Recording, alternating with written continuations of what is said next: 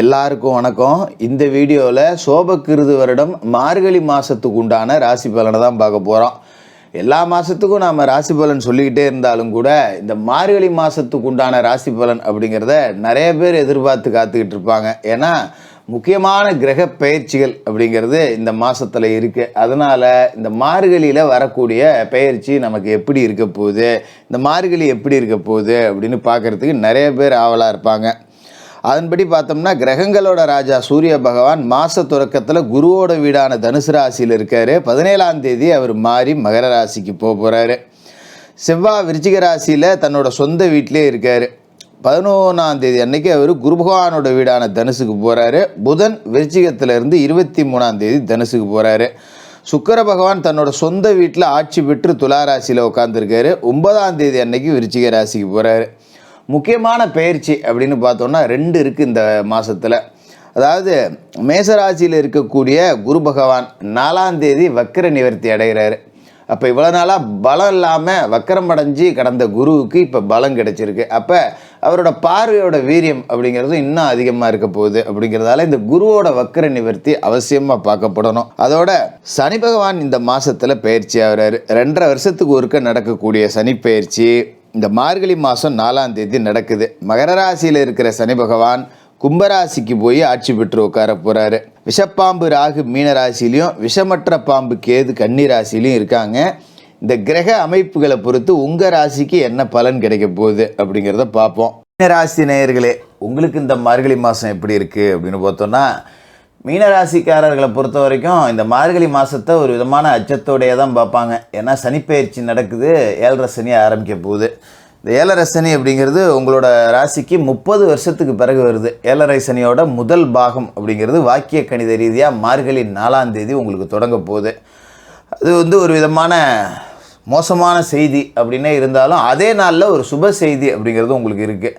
ராசிக்கு அதிபதியான குரு பகவான் வக்ர நிவர்த்தியாகி பலம் அடைகிறாரு. அப்போ ராசி அதிபதிக்கு பலம் கிடைக்குது அப்படிங்கும்போது நமக்கு பலம் கிடைச்ச மாதிரி.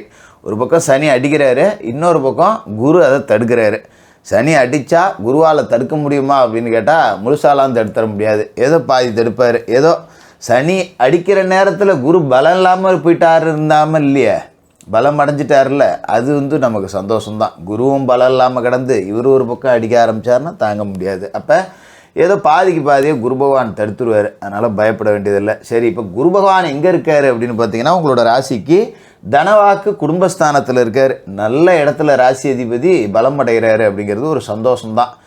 ராசிக்கு மட்டும் அதிபதி கிடையாது, 10வது வீடு தொழில்ஸ்தானத்துக்கும் அவர் தான் அதிபதி. அப்படிங்கும்போது அவர் பலம் அடைகிறது நமக்கு இந்த 7.5 சனியோட தாக்கத்துலேருந்து கொஞ்சம் ஒரு ரிலீஃபை கொடுக்கும்.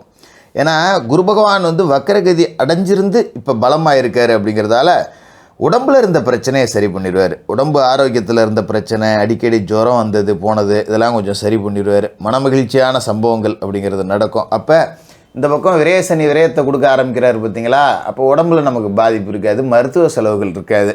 குருபலம் அடைஞ்சிட்டதால சுப விரய செலவுகள் தான் வரும். வரக்கூடியதை அப்படி திருப்பி விட்ருவார் குரு. அப்போ வீடு கட்டுறது, வீடு மராமத்து பணி செய்கிறது, பிள்ளைகளுக்கு திருமணம் செய்கிறது, குலதெய்வ கோவிலுக்கு ஏதாவது வேண்டுதல் இருந்தால் நிறைவேற்றுறது, இந்த மாதிரி செஞ்சுருங்க. அதை செஞ்சிட்டிங்க அப்படின்னாக்க சனியால் பெரிய கெடுபலன்கள் அப்படிங்கிறது வந்துடாது. அதேமாதிரி சில பேர் சொந்த தொழில் தொடங்கலாம் அப்படின்னு நினைப்பீங்க. தொடங்கிடலாம், தப்பு இல்லை. 7.5 சனி காலகட்டத்தில் தொழில் தொடங்கலாமா ஜோசியரை அப்படின்னு பல பேருக்கு சந்தேகம் இருக்கும். அதெல்லாம் தொடங்கலாம், தப்பு கிடையாது. எதுலையா ஓட்டி முதலீடை போட்டணும். கையில் காசாக வச்சுருந்தா தேவையில்லாத செலவு ஆகிட்டுருக்கும். விரைய செலவாகும், வைத்திய செலவாகும்.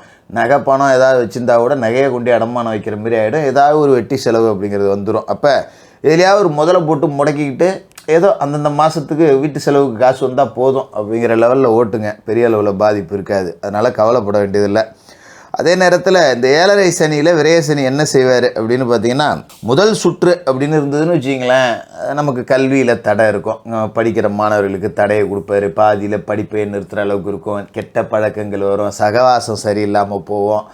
அதனால் மீனராசியில் பிள்ளைகள் இருந்தால் கொஞ்சம் கட்டுப்பாட்டில் வச்சு வளர்த்துங்க. இந்த காதல் உறவுகளெல்லாம் இந்த மாதிரி நேரத்தில் தான் போய் சிக்குவாங்க. அதனால் கவனமாக இருந்துக்கணும். 2வது சுற்று அப்படிங்கிறப்ப அவங்களுக்கு 30 வயதை கடந்தவர்கள் தான் பெரும்பாலும் திருமணமாக இருக்கும். கும்பராசிக்காரர்களுக்கே இளவயதிலே திருமணம் அப்படிங்கிறதெல்லாம் நடந்துடும்.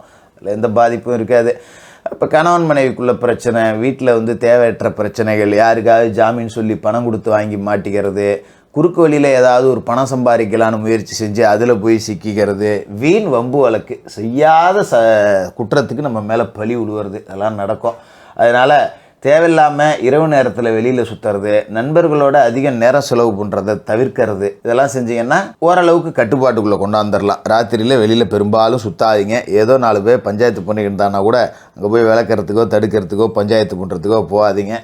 பெரும்பாலும் அடுத்தவன் பிரச்சனையில் தலையிடக்கூடாது. குடும்பத்திலேயே பார்த்திங்கன்னா ஏதோ ஒரு உறவுகள் வகையில் திருமணம், ஒரு பொண்ணு பார்க்குறது, மாப்பிள்ளை பார்க்குறதுன்னு வந்தாங்கன்னா கூட எனக்கு தெரியாது, நீங்கள் பார்த்துங்க அப்படின்னு சொல்லிட்டு கலந்துக்கிறது தான் இந்த காலகட்டத்தில் நல்லது. இல்லைனா வீண் பழி நம்ம மேலே விழுந்து போகும். நாளைக்கு ஏதாவது ஒரு பிரச்சனை அப்படின்னா அதில் கவனமாக இருந்துங்க. மார்கழி 9ஆம் தேதி விருச்சிக ராசிக்கு சுக்கிரன் போகிறார். ராசிக்கு 9ஆவது வீட்டுக்கு வரக்கூடிய சுக்கிரனால் பொன்பொருள் சேர்க்கை இருக்கும். நீண்ட தூர பயணங்களால் நன்மைகள் கிடைக்கும். கொடுக்கல் வாங்கல் அப்படிங்கிறது சரள நிலைக்கு வந்துடும். எப்பாடா இனிமேல் நான் எவன்ட்டையும் கொடுக்கலப்பா, எனக்கு 7.5 சனி ஆரம்பிச்சிருச்சு அப்படின்னு இருக்கிற கொடுத்ததை வாங்கி வச்சிங்க, வாங்கி இருந்தால் தூக்கி கொடுத்துருங்க. கொஞ்சம் வாகன பழுது அப்படிங்கிறது வாட்டம் கொடுக்கும். அதனால் சின்ன சின்ன வேலை வந்தாலும் உரிய முறையில் பராமரிப்பு செஞ்சுருங்க. நாளைக்கு பார்த்துக்கலாம், நாளான்னைக்கு பார்த்துக்கலான்னு வச்சோம்னா ஒரு 500 1000 முடிகிற செலவு 5000 10,000 கொண்டு விட்டுரும். அதனால் வாகனங்களை கொஞ்சம் கட்டுப்பாட்டில் வச்சுக்கிங்க. அதுமாரி வித்தெல்லாம் காட்டக்கூடாது. எங்கேயாவது போகணுன்னாலும் ஒரு 1/2 மணி நேரம் முன்னாடி கிளம்பி மொல்ல போய் சேர்றது அப்படிங்கிறது தான் நல்லது. தனுசு ராசிக்கு மார்கழி 11ஆம் தேதி செவ்வாய் வராரு. ராசிக்கு 10ஆவது வீட்டுக்கு செவ்வாய் வராருங்கிறது யோகம்தான். தொழிலை விரிவு செய்யலாம். நான் ஏற்கனவே சொன்ன மாதிரி தான், மீனராசிக்காரர்கள் எங்கேயாவது வேலை செஞ்சுக்கிட்டு இருந்தீங்க அப்படின்னாக்கா ஒரு தொழில் தொடங்கணும் அப்படிங்கிற ஒரு எண்ணம்லாம் இந்த காலகட்டத்தில் வரும். போதும் ரொம்ப நாளாக எவன்ட்டு இன்னொருத்தன்ட்ட வேலை செய்கிறது, நம்ம ஒரு தொழிலை தொடங்குவோம் அப்படிங்கிற மாதிரி ஒரு எண்ணம் வரும். மீனராசிக்காரர்கள் மீனை சின்னமாக கொண்டவர்கள். வாழ்க்கை முழுக்க நீந்திக்கிட்டே தான் இருக்கணும். அப்படியே ஓய்வு எடுக்கணுன்னாலும் தண்ணிக்குள்ளேயே தான் ஓய்வு எடுக்கணும். ரெஸ்ட் எடுக்கணுன்னாலும் வேலை செய்கிற இடத்துல தான் நீங்கள் ரெஸ்ட் எடுத்தாகணும். வேறு வழி கிடையாது. அப்போ நாம் கொஞ்சம் அடுத்தவனுக்கு உழைக்கிறத நமக்கே உழைப்போம் அப்படிங்கிற ஒரு எண்ணம் வரும். தொழில் தொடங்கலாம், ஒன்றும் தப்பு கிடையாது. அதேமாரி நிறைய உழைக்கணும், கடுமையாக உழைக்கணும். குடும்பத்தை பிரிஞ்சிருந்து 8 மணி நேரங்கிறத 12 மணி நேரமாக வேலை செஞ்சாலும் பரவாயில்ல, கடுமையாக உழைக்கலாம். உழைச்சிங்கன்னா நல்ல காசு பணம் அப்படிங்கிறது வரும். எவ்வளோ செலவு வந்தாலும் சரி அதுக்கு உண்டான காசை நான் சம்பாரிச்சிருவேன் அப்படிங்கிற ஒரு யோகத்தையும் கொடுத்துருவார். ஏன்னா குரு தனஸ்தானத்தில் இருக்கார். காசு கொடுக்குற இடத்துல குரு இருக்கார். அப்படிங்கும்போது அதை பற்றி நீங்கள் பயப்பட வேண்டியதில்லை. அதோட குரு உங்களோட ராசிக்கு 6, 8, 10 இந்த 3 ஊட்டியும் பார்க்குறாரு. அவர் பலமடைஞ்சு இருக்கும்போது அவரோட பார்வைக்கும் பலம் அப்படிங்கிறது இருக்கும். 6ல் குரு பார்வை இருக்கிறதால கடங்கண்ணி அடைச்சிடலாம். 8ல் குரு பார்வை இருக்கிறதால பெரிய அளவில் உடல் ரீதியான பாதிப்புகள் வராது. நல்ல நிம்மதியான தூக்கம் வரும். 10ல் குரு பார்வை இருக்குது அப்படிங்கிறதால தொழில் அப்படிங்கிறத நீங்கள் இப்போ தொடங்கி ஒரு வேலைக்காரனாக இருக்கிறவர்கள் எல்லாம் கூட ஒரு முதலாளியாக மாறக்கூடிய யோகம் அப்படிங்கிறது இருக்குது. அதனால் பயப்பட வேண்டியதில்லை. மார்கழி 23 தனுசு ராசிக்கு புதன் வரார். புத ஆதித்ய யோகம் தொழில்ஸ்தானத்தில் கொடுக்குறாரு. அப்போ ஒரு தொழில் தொடங்கணும் அப்படின்னா வெளில கடன் வாங்க வேண்டியதில்லை. ஒரு அரசாங்கத்தில் போய் ஒரு லோன் கேட்குறேன், இல்லை பேங்க்கில் ஒரு லோன் கேட்குறேன், மானியம் கேட்குறேன், இந்த மாதிரி முயற்சிகள் செஞ்சிங்கன்னா இப்போ கிடைக்கக்கூடிய வாய்ப்பு அப்படிங்கிறது இருக்குது. அதுமாரி பிள்ளைகளோட கல்வி அப்படிங்கிறது நல்லாயிருக்கும். பிள்ளைகளுக்கு நல்ல வரன் அமையும். வரன் வந்ததுன்னா நல்லபடியாக கல்யாணம் பண்ணி கொடுத்துடலாம். அது ஒரு சுப செலவு தான். விரேசனி காலகட்டத்தில் இந்த மாதிரி சுப செலவுகள் பண்ணி விட்ருங்க. எந்த சுப செலவுமே இல்லை, நான் என்ன பண்ணுறது அப்படின்னு தோணுதா, ஒரு ஆலய கட்டுமான பணி எங்கேயாவது நடக்குதா, உங்களால் முடிஞ்சது ஒரு 1000 2000 5000 10,000 போய் கொடுத்துட்டு வாங்க. குலதெய்வ கோயிலுக்கு ஏதாவது மராமத்து பணி செய்கிற மாதிரி இருந்ததுன்னா போய் உங்களால் முடிஞ்சதை செய்யுங்க. அது கூட செய்கிறதுக்கு எந்த வசதி இல்லை, நான் எங்கே பண்ணுறது அப்படின்னு யோசிக்கிறீங்களா, குலதெய்வ கோயிலுக்கு போய் ஒரு பொங்கல் வச்சு தீபம் ஏற்றி வணங்கிட்டு வாங்க.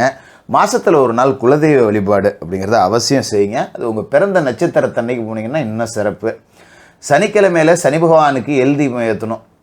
அதாவது காலை சனிக்கிழமையில் விநாயகர் பெருமான் வழிபாடு, அதன் பிறகு அனுமன் வழிபாடு, அதன் பிறகு பெருமாள் வழிபாடு. மாலை நேரத்தில் சனி பகவானுக்கு மண் அகலில் நல்லெண்ணெய் ஊற்றி முடிச்சு போட்டு அதை திரியாக்கி அதில் தீபம் ஏற்றணும். மாற்றுத்திறனாளிகளுக்கு உங்களால் முடிஞ்ச உதவிகளை செய்யணும்.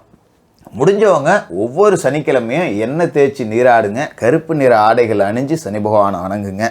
இதை செஞ்சிட்டிங்க அப்படின்னாலே இந்த 7.5 சனி காலகட்டம் அப்படிங்கிறது உங்களுக்கு பெரிய அளவில் பாதிக்காது. வரக்கூடிய விரய செலவுகள் அப்படிங்கிறதும் சுப விரய செலவுகளாகவே போயிடும். மீனராசிக்காரர்களுக்கு வாழ்த்துக்கள்.